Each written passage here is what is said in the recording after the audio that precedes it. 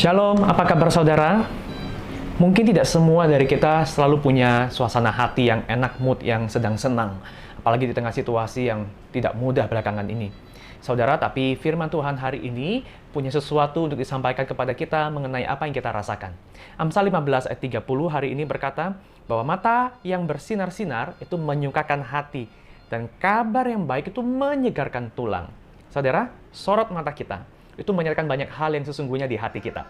Kalau kita mengamati dengan baik ya, ketika ada seseorang datang menyampaikan kabar gembira, tapi sorot matanya redup, maka kita biasanya nggak akan ikut gembira. Kenapa? Karena sorot matanya seperti ada kesedihan, kontras dengan berita yang dia sampaikan. Tapi lain, kalau yang menyampaikan berita itu adalah orang yang kita kenal, matanya berbinar, wajahnya bersinar, hatinya berseri-seri, saudara, membawa kabar gembira itu sukacita akan dilipat gandakan.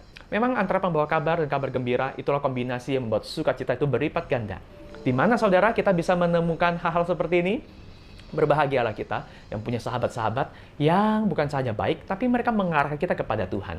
Sebab orang-orang seperti inilah yang dengan tulus ikut bersukacita ketika kita senang dan bisa merasakan sebagian dari kepedihan hati kita. Tapi kabar buruknya, orang dan kabar gembira seperti ini tidak selalu bersama dengan kita. Karena bahkan sahabat kita pun sama seperti kita. Mereka juga punya pergumulan dengan berbagai penderitaan hidup. Tapi kabar baiknya saudara, kita punya sukacita yang tidak dipengaruhi oleh situasi. Filipi 4 ayat 4 berkata bahwa kita bisa bersukacita senantiasa. Dan sukacita ini lahir dari apa? Ada dua hal. Yang pertama adalah kabar gembiranya. Yang kedua adalah pembawa kabarnya. Kabar gembiranya adalah saudara, bahwa kita punya harapan di tengah kepedihan hidup sekalipun. Dan harapan itu adalah bahwa kepedihan kita, kesulitan hidup itu tidak untuk selama-lamanya. Di dunia ini, kita berhadapan dengan ini, justru penuh dengan makna yang menumbuhkan iman kita. Saudara, dulu ketika saya masih mahasiswa, saya pelayanan di Surabaya, tapi kuliah di Lawang. Dan saya sering memilih kereta api kelas ekonomi. Dan kereta api kelas ekonomi dulu dan sekarang itu berbeda. Dulu tidak ada AC.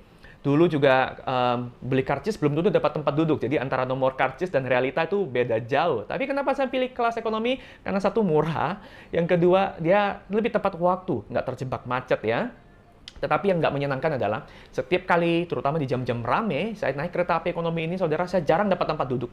Yang kedua, ada pedagang asongan, ya jual tahu Sumedang, ada yang ngamen itu bukan bawa gitar, saudara, itu bawa bass yang gede banget, segede gaban, dan sudah sumpek, penuh, sesak, bau, saudara, bau apek, keringetan semua.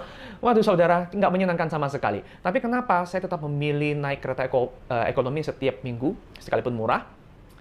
Bukan karena murahnya semata-mata, tapi saya punya harapan bahwa saya tahu saya bisa menghitung kira-kira berapa perberhentian sampai di Surabaya. Sehingga saya bisa tahu, nanti kalau sudah sampai di stasiun Bangil ya, ini biasanya posisi saya mulai bisa dapat tempat duduk. Nanti sampai stasiun mana lagi, saya sudah bisa dapat udara lebih segar, banyak orang turun. Kemudian tinggal berapa perberhentian lagi, saya akan sampai di Surabaya. Sehingga, sekalipun nggak menyenangkan di dalam kereta ekonomi ini, saya tetap punya harapan, dan saya tetap bisa ikuti, saya nggak ngomel-ngomel aja di dalam kereta api. Bahkan kadang saya dapat tempat duduk, ada yang lebih membutuhkan, saya menyerahkannya pada dirinya. Saudara, inilah hidup yang punya harapan, yang punya sukacita, sekalipun di dalam suasana yang tidak menyenangkan. Yang kedua, saudara, adalah soal pembawa kabarnya. Pembawa kabar itu adalah Tuhan Yesus. Dan dia membawa kabar, saudara, bukan dengan muka sedih, aku sudah berkorban demi kamu. Tidak dengan muka marah, aku sudah berkorban, kamu masih berdosa. Enggak.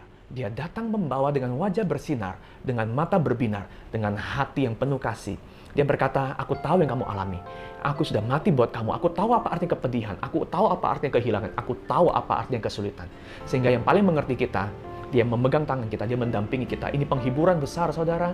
Dan dia bukan mendampingi kita selama di dunia. Dia akan membawa kita hingga kepada kekekalan di sorga nanti. Saudara, di tengah hidup yang tidak mudah inilah, kabar gembira dan pembawa kabar gembira itu, itulah yang memberikan kepada kita sukacita, apapun kondisinya. Saudara, jika kita punya ini, mata kita akan bersinar, hati kita akan dikuatkan, dan pada gilirannya kita menguatkan orang lain. Pernahkah saudara menemukan orang lain berkata, wah, hidupmu nggak lebih mudah dari hidupku, tapi kenapa kamu ini kayaknya hidupnya optimis, kayaknya ada kekuatan, ada iman, apa yang berbeda? Ketika kita menemukan kalimat seperti ini, saudara, maka kita tahu bahwa Yesus dalam hati kita sudah memberkati orang lain. Maukah saudara menjadi orang yang demikian? Maukah saudara menjadi orang yang matanya berbinar dan membawa kabar sukacita ini kepada banyak orang? Mari kita berdoa. Tuhan ajar kami untuk bersukacita dengan melihat sebuah pengharapan, kabar sukacita pada Yesus Kristus, kabar gembira dan pembawa kabar itu sendiri.